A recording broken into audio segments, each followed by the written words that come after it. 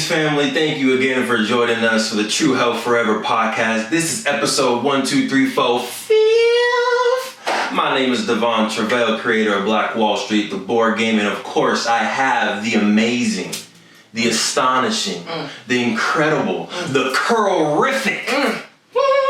Tell them. Oh, Lord. All right. What's your name is, though? My name is Sinclair, a.k.a. the Health Nerd, here on this wonderful Sunday afternoon. And we're really, really excited to bring you some very, very good information today about diet. Yep. So again, this is the True Health Forever podcast where we talk about living or trying to live our best life through the lens of holistic health. We talk about diet today, economic wisdom. We talk about starting businesses, starting podcasts, whatever it is. So if this is the podcast for you, we hope you stick around. Today's episode, we're talking specifically about the diet, specifically about the energies that you are putting into your body to create the higher being, the higher self. So the two things we're going to talk about are what, Queen? So when you think about diet, there are two important factors. It's what you eat and when you eat. Both are important. I feel like we don't always talk about or think about the when you eat, but we're going to definitely talk about it today because it's very important as well. It is. So before we get into it, of course, we have to give a quick shout out to all of our sponsors. Is this thing on? Is this working? No? Mic check. Yeah, so episode 5, so still no official sponsors yet. We go get there. But we do want to give a quick shout out and give some love and energy to some folks. So we have Rare brand. If you're looking at trying to get some sweatpants, I got them on today. You know, you can't see them if you're on the podcast, but I hope you can feel the energy in my voice. They're dope, all right? They got the Rare Dreams edition on here. We also have these Being Black is Dope t-shirts sponsored by Ashe out in Texas. We appreciate you for selling those out. So not official sponsors, but if you got some swag for us, if you got some books for us, and you want to just send them our way so we can give you a shout out, we will for sure accept those, okay? So now let's get into the show. Starting with, what are we going to talk about? Plant-based first? We're going to talk about the health. Can we talk about carnivore first, actually? Let me rewind. Let's talk about the standard American diet, and then let's go into some of these alternatives, okay? Yes. And we want to try to be as objective as possible. We obviously have our own visions and our own health, but we want to just give you all the information, and y'all can use this as a launch pad to do your own research later on.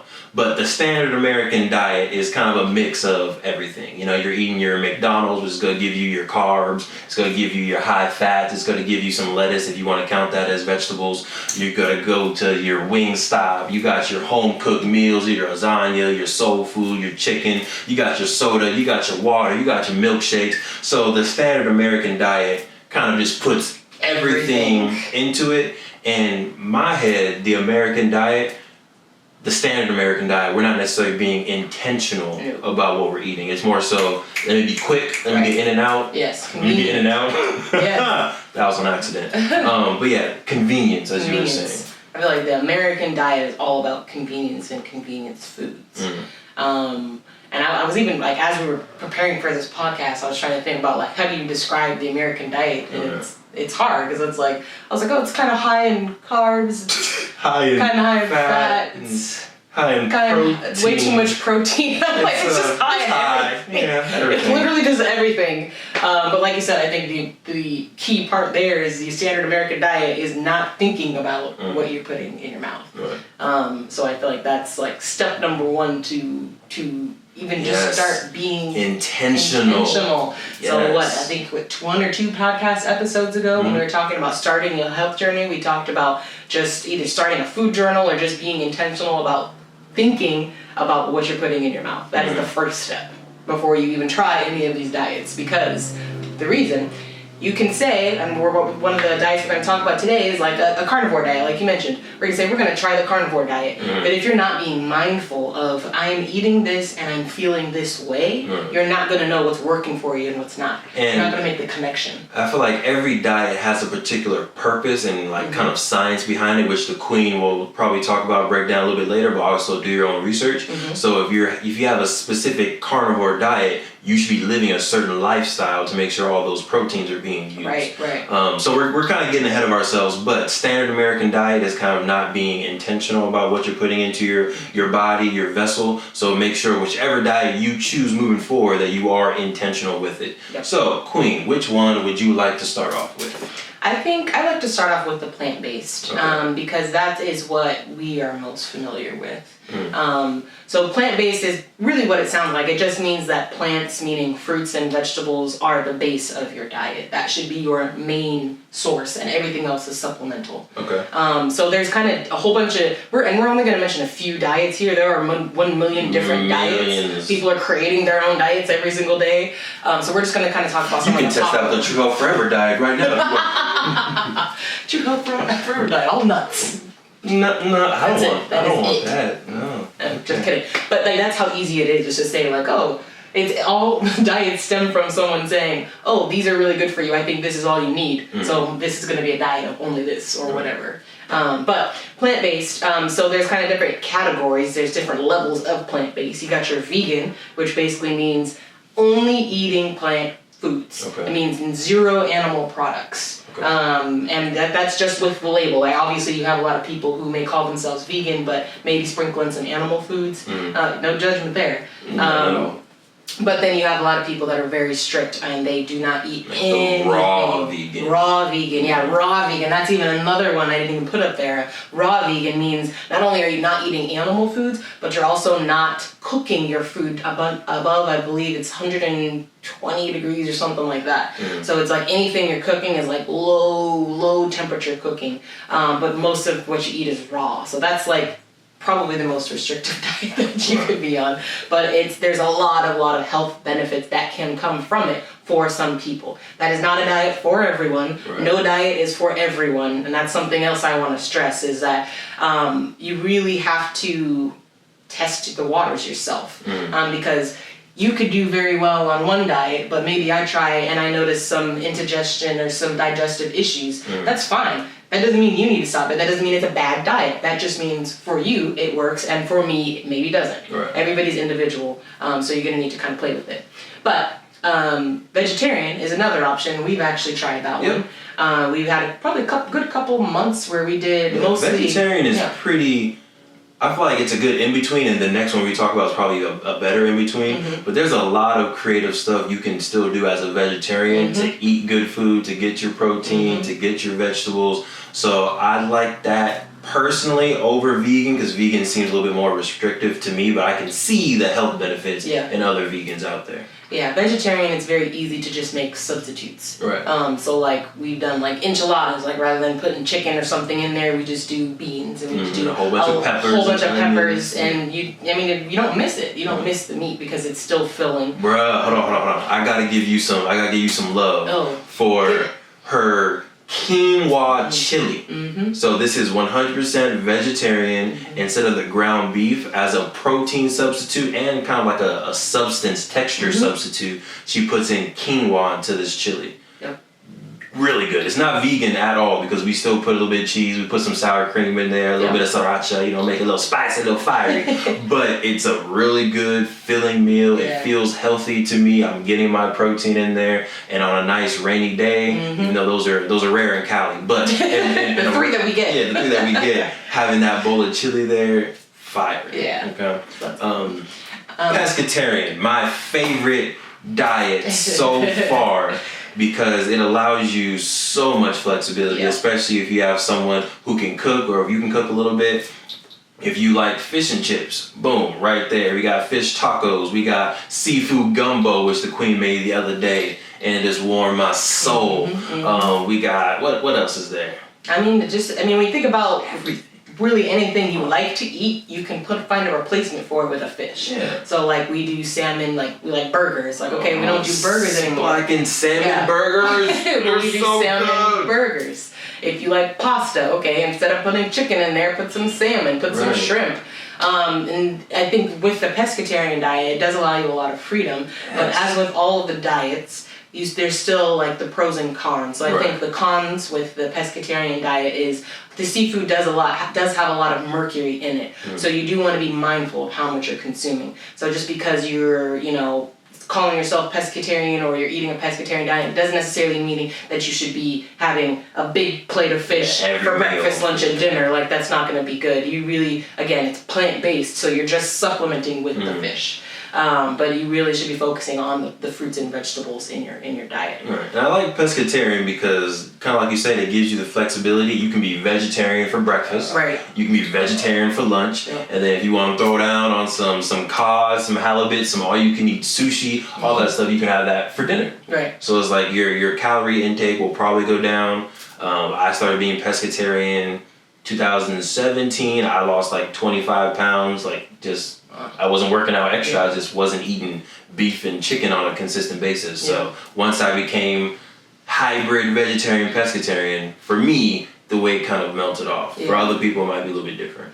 I think probably the most successful, I think, diet regime we had was the Monday through Friday. We would eat vegetarian, and then on the weekends we would reward ourselves by allowing ourselves to eat some fish. So that was a very good balance, and we kind of did that, keeping that mercury in mind, so that we don't want to get, obviously, mercury poisoning. Right.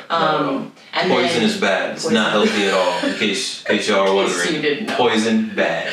And then kind of one more thing I want to say about the vegetarian diet is that another thing you really just need to be careful of is that you're not just taking out the meat. That does not necessarily constitute a vegetarian diet. You have to supplement that with your fruits and vegetables, right? You can't eat cheese pizza every day and necessarily, I mean, you can call yourself a vegetarian, but that's not a healthy vegetarian diet at all. You should actually be eating your vegetables and fruits. That is going to get you the nutrients you need. Otherwise, you're still going to be missing the key parts of your diet that you actually need. Agreed. All right. Now, let's switch over and talk about another diet. Yes. Let's talk about paleo. What is that? So I actually didn't know what paleo was probably until a couple months ago. But paleo is basically, it's a more primitive diet. So the belief for that one is that processed foods are kind of the cause for a lot of the aches and diseases and things. Chips, soda, cheese. Literally, pretty much anything that you can think of is probably a processed food. God. Yeah, so it's honestly, it's a little bit more on the restrictive side. But basically it's like lean meats, fish, nuts, and seeds, but that's pretty much it. So dairy is processed, and I missed a key point of the paleo. It's basically you are allowed to eat, or you are encouraged to eat anything that we as humans could have hunted and gathered. Old school. Back in the primitive, back in like the cave people days. Okay. So that's kind of the idea, is that. So you can still eat chicken. You can catch. Yes. Catch a chicken. It's supposed to be lean meats, but so it's based off of like back in the day when we hunted and gathered. That's what we should be eating. So anything. Are all meats good then? Because I mean, I can hunt a cow theoretically. I can hunt a pig, so they can eat all of those things. As far as I know, I don't think there's any restrictions on what type of meat. It's just supposed to be lean meat. But definitely do your own research, and there might be some discrepancies depending on who you ask. But that's kind of the idea behind paleo. Any dairy products, those constitute as processed, as well as grains. So that's a big one. No, like rice. No rice. Not even brown rice. Nope. Not even quinoa. Nope. Wow. Yeah. Okay. So that's kind of an interesting diet. Yeah, that's a hard one. Yeah, that is a hard one. But and think about how much processed food you eat. Right. And that is something that I do, and I listen to a lot of health podcasts myself, and that's a pretty common theme that I hear, is that limiting the amount of processed foods that you eat. Because with technology, we don't always ask the questions, should we be doing what we're doing? We just ask, can we be doing what we do? Can this be profitable? Right. Can this be profitable? Can this make us money? We're in a capitalistic, world and country here. I feel like I was listening to either it was a YouTube video or I was reading a book on Dick Gregory, and he was saying the more processed something is, the further it is from its initial creation. Boom, exactly. And as a human, you're obviously hopefully close to your initial creation as far as your atomic levels. So you want to be eating foods that are as close to your atomic levels as possible. And the more it's processed, the further it is getting away from its original form. So Okay, paleo. As close to the source as possible. Right. That's what you want to get. That's kind of the idea of paleo. Right, okay, you know, I wouldn't do it, but I wouldn't do it, but I can see the benefits of paleo for sure. Yeah. Okay, so we're gonna take another switch over to another diet. Okay. Let's talk about keto. Keto. I have someone at my job who went keto. He got a lot of success in keto, actually. Keto's really popular right now, and keto is basically a super high-fat, low-carb diet. Which sounds counterintuitive. It does. It does sound counterintuitive. But basically, the idea behind keto is that you are training your body to use fat for fuel. So your metabolism will really adapt to whatever you feed it. So if you were, and that's kind of the problem and why a lot of diseases and things arise based off of what we're eating. Because your metabolism is going to adjust. Right. It may not adjust in a way that's beneficial for your body though. So the idea and for keto is that you are switching, normally our body uses carbs mostly. And for why is that? I couldn't tell you. So my assumption is carbs are simple sugars, so they're easier to break down than fats are. Yeah, it takes less energy to consume for our body's carbs than it does for our body to break down proteins, which like carbs is like the basic structure. So if you go from protein to fat to carbs, that's a lot of energy for your body. So if you have potato chips, if you have French fries, if you have bread, your body's like, all right, cool, carbs. I'm gonna burn that. I'm gonna leave all this fat in your body. And store it. Yeah. And that's what it does. It stores the fat. So you want to train your body to use that fat for fuel rather than the carbs. Yeah, because if you use the fat, you're burning the fat. Exactly. So it won't be there. Exactly. Ah, okay. And, so you're feeding your body hella fat. Good fats, and I'll go into more of that later. There are good fats. There are good fats and there are bad fats. Absolutely. Okay. All right, we learning today. Yeah. So you're feeding your body good fats so that it can use it for fuel. And then, like I said, your metabolism will adjust to that and use fat for fuel. I don't want to say moving forward. That's another thing with this. I feel like you have to keep that diet up in order for it to keep.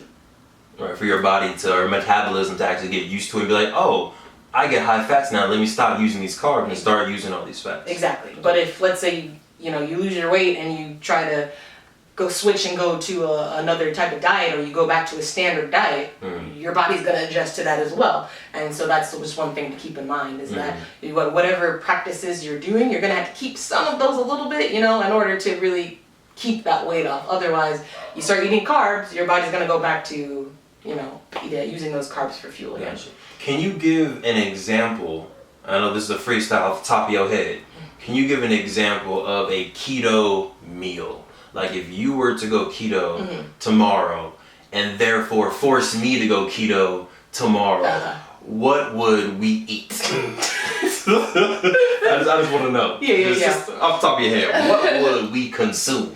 So I would need to look up the carb contents of the chia seeds, but I think chia pudding would be a very good option. Okay, for breakfast. For breakfast, yes, because it's just got the chia seeds, which are high in protein, and it's got we make ours with the coconut milk, which is a healthy fat. Yes, with a little bit of cinnamon for a little bit of flavor. You know what I'm talking about? Yeah, you see, and with the keto, I'm not sure how much. With the condiments, you might start getting, no more sugar. Yeah, you might start getting crazy, and you might start messing with the diet there. But that might be a good thing you would eating for breakfast. Okay, that's breakfast. Cool. What am I eating for lunch? For lunch, that's a tough one. Probably for us, because we don't eat meat, you could probably do like a thing of salmon and some vegetables. Vegetables are carbs. Okay. So I couldn't. So maybe like some avocado for you. Okay, what else is high fat? See, it's like keto's interesting. So make sure whatever diet you choose, don't just like pick a diet and be like, all right, cool, tomorrow I'm gonna be keto, and then now it's like, oh wait, what do I eat? Yeah, you have to research. Yeah, it's not a on the whim thing you should do. You need to do a lot of research on.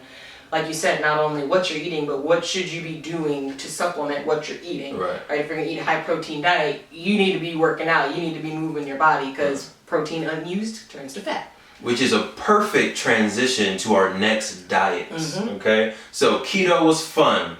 But now let's talk about being a carnivore. I didn't even know this was a whole entire diet. Yeah, me either until probably a month ago. Hey, what's your diet? I'm a carnivore. Yeah, I heard this on the Model Health Show podcast with Sean Stevenson. He had somebody on that was talking about the carnivore diet. And I'd always been wondering, I feel like I had been hearing about all these diets that are mainly plant-based and talking about eating lots of vegetables. And I wondered, like, is there anybody that doesn't think that that's a good idea? There has to be someone out there that thinks that meat is the answer. And there is. They created the carnivore diet. And that basically is a no-carb diet. So not even low carb, no carb. No carb, the carnivore diet actually believes that like plants and vegetables are not good for you. And again, we're trying to be subjective. Yes, as subjective as possible. Objective as possible, you know what I'm saying?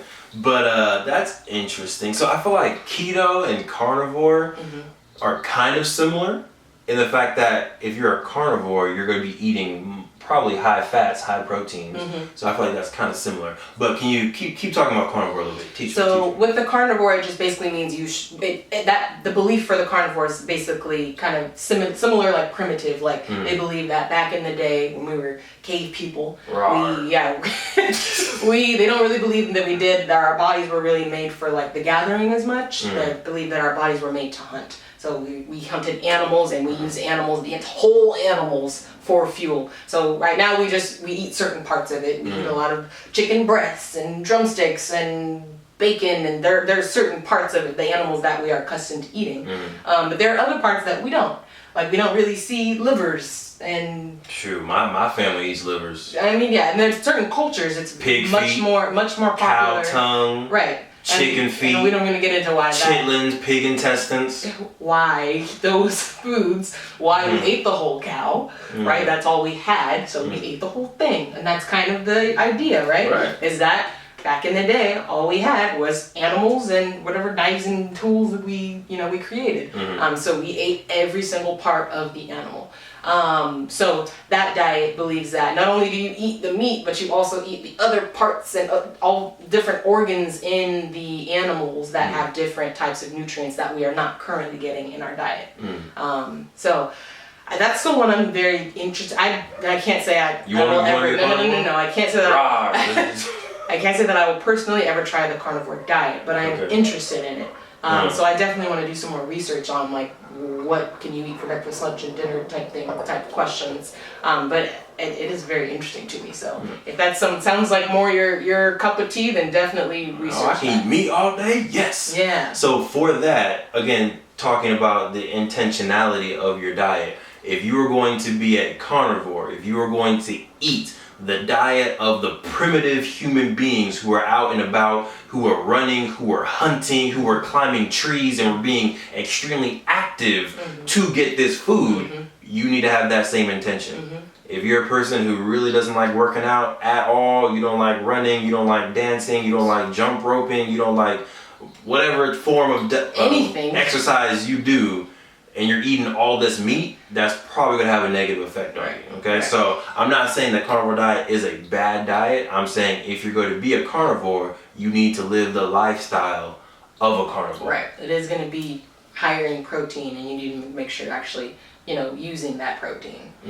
Use it or lose it. Exactly. Use it or gain it. Yeah, I guess use it or store it on your body. Exactly. So let's take a shift. Those were types of diets, types of lifestyles. It is important to maybe try a few different things just so your body can keep changing up a little bit. But now we're going to shift over and talk about when you eat. Yep. Queen, go ahead, do your thing. So I won't say it's equally important, but it is also important when you eat. So the standard kind of way we're taught is that you eat breakfast when you wake up, you eat lunch midday, and you eat dinner at the end of the day. So you eat 3 meals throughout the day. Like that's kind of the normal thing, at least in America. So that's one way to do it. However, there are other options. Tons of other options. I love how they do it in Spain, personally. How do they do it in Spain? The siestas. So you wake up, maybe you'll have some tea, have a light breakfast, and then you'll go to work or you'll go get your lunch, and then you take a nap. although we talked about this, that's not what it's meant for. That's how we use it today. That's what we did. You go home, you rest. I think it's really like kind of a midday break, so you go home, be with your family a little bit. The kids get out of school, handle that thing, and then you go back out to work until like late into the night and have food and drinks. But they do tapas, right? And they do tapas. So they do like smaller meals throughout the day, which segue into the next kind of option. That was on purpose. So another way that you hear, especially like I used to hear like, growing up when you're trying to lose weight, is eating smaller meals throughout the day. So rather than doing 3, decent sized meals throughout the day, you're doing maybe 6 small meals throughout the day. So maybe you do a smoothie and then a mid-morning snack, lunch, and then a mid-afternoon snack, and then dinner, and then maybe that's it, or maybe you do something after dinner, a late night snack. But basically, basically eating throughout the day. And from my understanding, the idea behind that is that you want to keep your meals small so that your body does not have to metabolize a whole bunch at once. So by starting, when you wake up, by starting early in the day, doing those small meals, you're starting your metabolism early so that it keeps going, and it basically goes all day because you're eating frequently. So this reminds me of, I'm a business-minded person, so, and you'll appreciate this as a supply chain person. There's like a just-in-time model for like packaging arriving to a warehouse, and I'm sure Amazon does this too, and all these other companies, where you're getting shipments to be stored just in time for them to actually leave. So you're not storing a lot of stuff in your warehouse. So you think of your body as a factory, as a warehouse, your food or your diet coming in is the inventory, and the movement that you do every day is the kind of the energy or the inventory going out. Exactly, the output. Thank you, engineer. So if you're working or you're eating 6 times a day, small meals, that's like a just in time for energy-wise for your body. Like an approach. So gives your body a little bit of energy, just enough to sustain you for a few hours, and then right around the time that is out, then you're eating another small meal. Yeah, it's a very good analogy. That's great. You know what I'm saying? So that's kind of one way, and so the idea there is basically you're keeping your metabolism going all day. So that would, the hope is that it would speed up your metabolism. Gotcha. However, there is a kind of an opposite approach. Ooh, okay, switch it up on And us. so it's basically on the opposite belief that it's actually not good for you to work your metabolism all day. So that's where fasting comes into play. Gotcha. So there is a belief that metabolizing food, it does take a lot of energy. Like when you eat, after you eat, your body is putting a lot of energy towards metabolizing and digesting that food and putting it to use, taking all its nutrients out or whatever and passing it through your body. So the idea is that it's not good to exhaust that much energy all day. So instead, you set aside specific times during the day or during the week. There are different ways that we'll talk about. But there's specific times during the day where you are using those metabolism energy muscles, and certain times when you're not. And you are actually giving your metabolism a break. And that is believed to help you live longer. Okay, give us an example of intermittent fasting or fasting period. What does that look like? Yeah, so this is the category of intermittent fasting. So we've actually tested these waters and had a lot of success. So there's a 16-8 method. So that's how we started. So that's, in a nutshell, skipping breakfast. But there's science to that. So it is fasting for 16 hours and eating for 8. Eating for 8 hours straight? Dang! No, that doesn't mean you are eating all 8 hours. That just means your eating window for the day is 8 hours. So whatever you are going to eat, you need to eat during this 8-hour window. So that means your body's only really metabolizing for that 8-hour window. I just want to make that clear in case people, no, I was looking at Too Health Forever and they told me to eat for 8 hours straight. Negative. That does not mean you shovel your face for 8 hours. So I'm so tired, but I just want to lose weight. I can't stop eating. And the funny part for me when I learned about intermittent fasting, which I didn't learn about until you taught it to me, was I've been doing intermittent fasting almost all my life. Look, a lot of us have. Yeah, we used to always skip breakfast either before time to save that lunch money. It was $1.50 every morning. So, my dad gave me $1.50 for breakfast. I pocket that. At the end of the week, I had $6. I went to the 99-cent store, bought. That goes into kind of the schedule. So, for instance, when we started doing intermittent fasting, kind of what we did was we would skip breakfast. We would start eating at like noon. So we'd eat lunch right around noontime. And then, I don't know, for me, I'll just speak for myself. I was probably good with probably a slightly larger lunch and then a slightly larger dinner and kind of call it a day like at that. But another option is if you wanted to do still your smaller meals within that 8-hour period, you could do a smaller lunch, you could do a smaller mid-morning snack, and then a smaller breakfast, dinner. What I was doing, I was skipping, but this is recently, not back in middle school or high school. Recently, I was skipping breakfast, and then I would have probably a small lunch, like a lean cuisine, have one of those Amy's, which are pretty fire, or pick something up, and then have a regular / big dinner, and it'd be good. And I think the big dinner for me carried over into the next day. I wasn't eating like that, y'all, okay? It wasn't like, but I was eating enough to where I feel like in the morning I wasn't necessarily hungry, and my body still had the calories or the inventory to keep me functional and awake during the day. Yeah. So that's one method. That's kind of a very good starter method, a very good introduction method, but there are kind of more rigorous fasting approaches. So you could do, I've tried 24-hour fasts, so I did a few of those, and I would do that like once a week. So intermittent fasting, if you do like the 16-8, you can really do that every day. Or you could do it maybe during the week, maybe you take a break on the weekends. Can you talk about how, so I want to kind of link it to the keto diet. Can you talk about how in keto, your body goes through ketosis, which makes your brain and your body operate on the high fats in your body, and there are some benefit to that. But in fasting, you broke down the science to me. There's also a way to get to ketosis. Yeah, so that is basically the objective of both the fasting and the keto diet.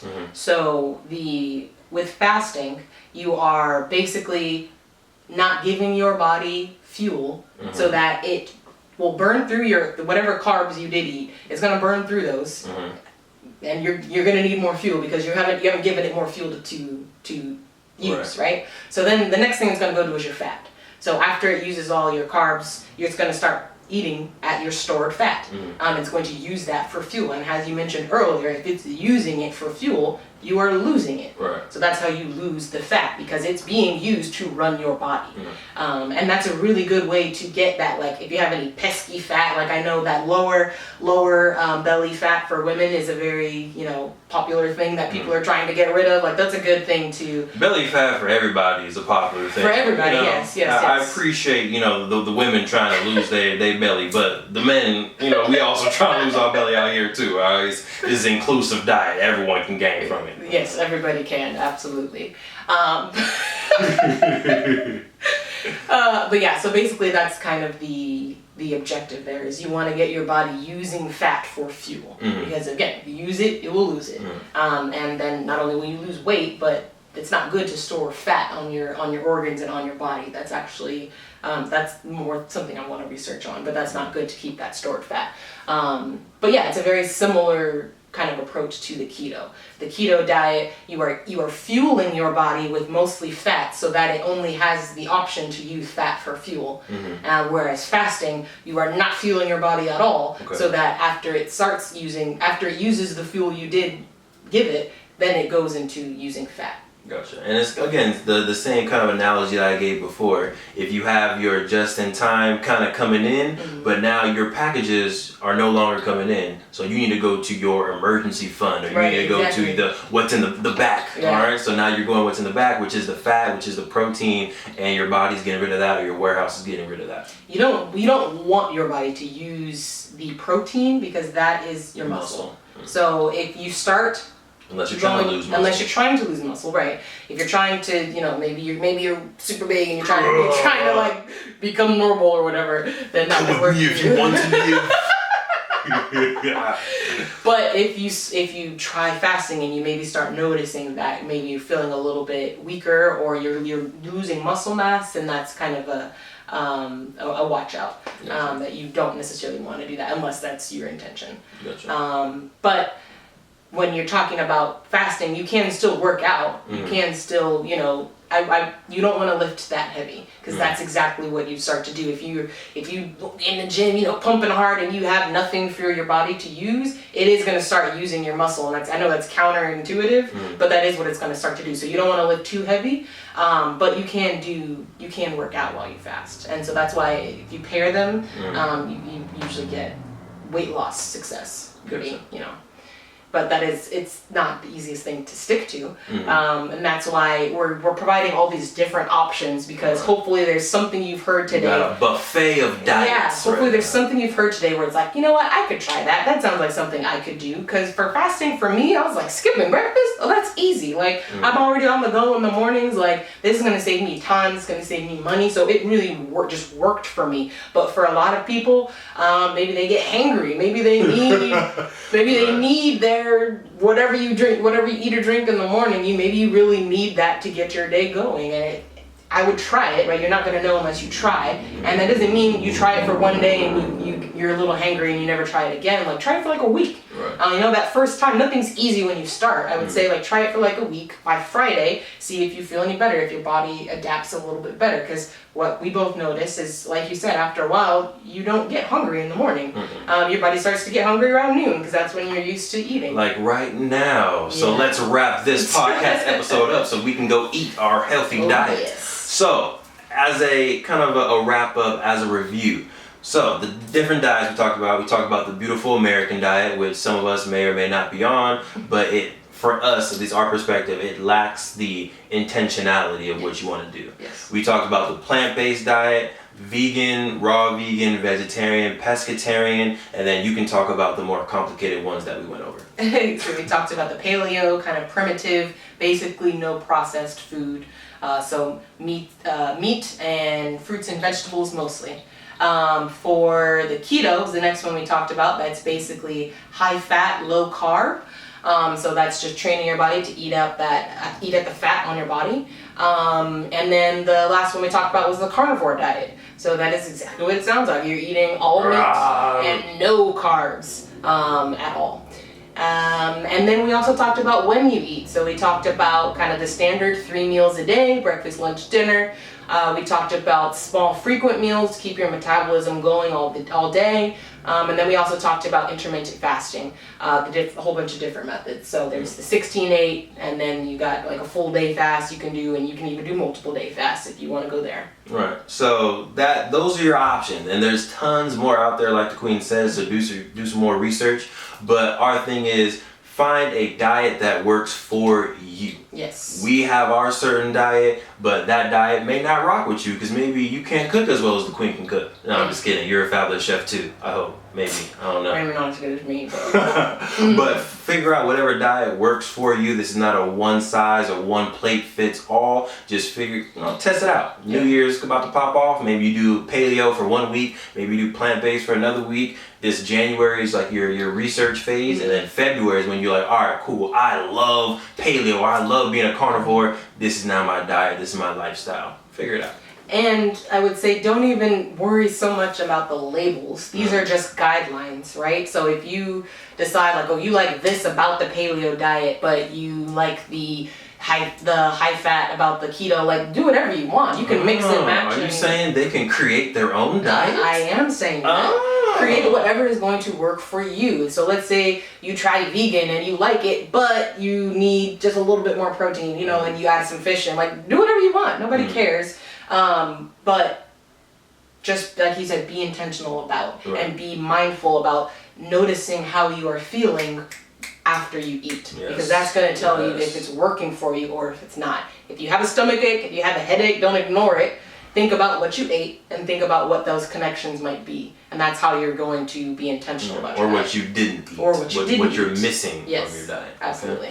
So thanks again for tuning in to the True Health Forever podcast. Next episode. episode, we will have our first interview with the Vern, the hustler for show. Hey. He got a whole bunch of names. All right, but Big Vern. 2 episodes ago, we talked about how to start your journey, and this is one of our friends who's been able to start his own journey as well, whether it's through music, YouTube, fashion, whatever it is. So we're gonna have him come on and talk to him a little bit, see the struggles or the ups and downs of his journey, and hopefully y'all can learn from him. And then sky's the limit from there. You never know. So. But as usual, if you have something you want to hear, talk about it. Let us know. Ooh. Let us know on Instagram. Ooh. Let us know on our website. Ooh. Let us know on Facebook. Ooh. Let us know. And you can send a carrier pigeon too. We accept those. We do. Yep. Yeah. So just let us know what you want to hear, and we will make it happen. Cool. Thanks again for joining us, and as always, make sure you stay true. Bam. Alright, we're gonna. No sleep. Team no sleep, you know how we do. Mom life, not yet, but in the future. No. So you think anyone's gonna like this video? Yes. You think they might subscribe? I do. You do? Actually, I do. Well, she believes in you, so. They are. Right there. Oh, they're gonna do it? Mm-hmm. You're gonna subscribe? Mm-hmm. Go ahead, click the button, subscribe, like, tell your friends, tell your mama, tell your grandma, tell everyone who isn't even here yet. Just tell them. Appreciate it.